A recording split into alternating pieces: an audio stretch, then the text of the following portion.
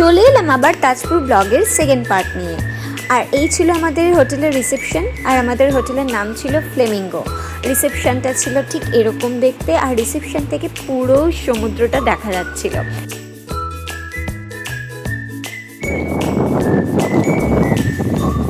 চলে এসেছি,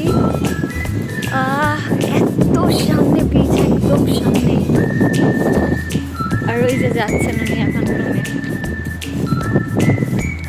কি যে ভালো লাগছে, এত হাওয়া। এতক্ষণ আমার শরীরটা খুব খারাপ লাগছিল বাইকার আসতে গিয়ে, এখন আমি অনেকটা ফ্রেশ বোধ করছি।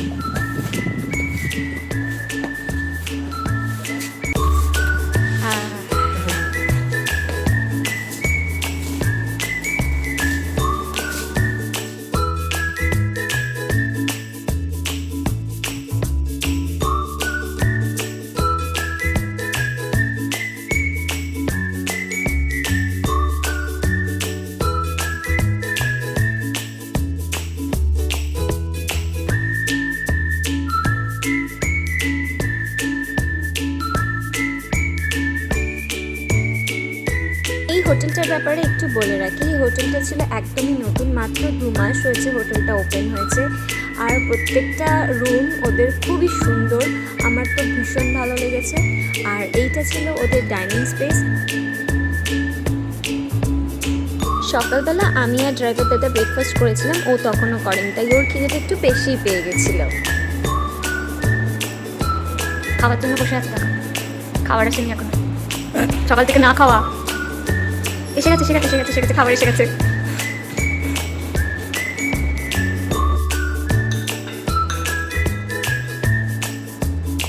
লাঞ্চটা শেষ করেই সমুদ্রের ধারে যাওয়ার জন্য তাড়াহুড়ো করছিলাম। আর এদিকে দেখো এরা ঠিক আমাদের পেছন পেছন চলে এসেছিল। আসিস না ভাই, আমি ভয় পাই, আমি আদর করতে পারবো না।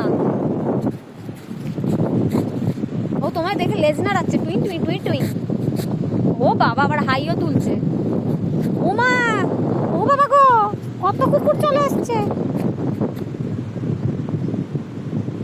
আদরের ঠেলা, এটা অন্ধকার, ওই দেখো তোমার পেছন পেছন নামছে।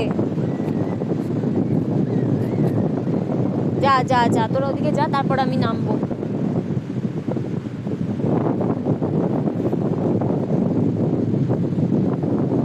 ভয় ভয় নামছে।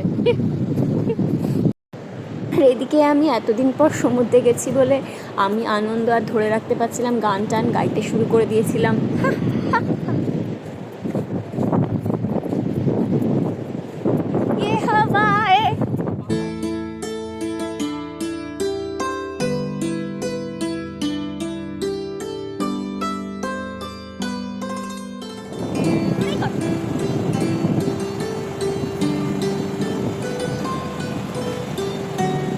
না ব্যাস ব্যাস, ওখানে দাঁড়াও।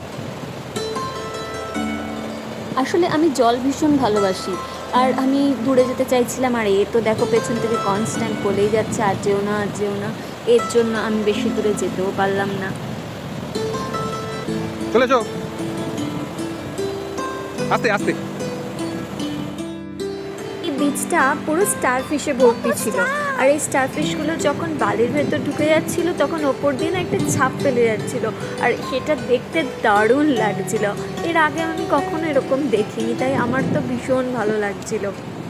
এই ভিডিওটা এই পর্যন্তই রাখলাম, আবার চলে আসবো নেক্সট ভিডিও নিয়ে। টাটা।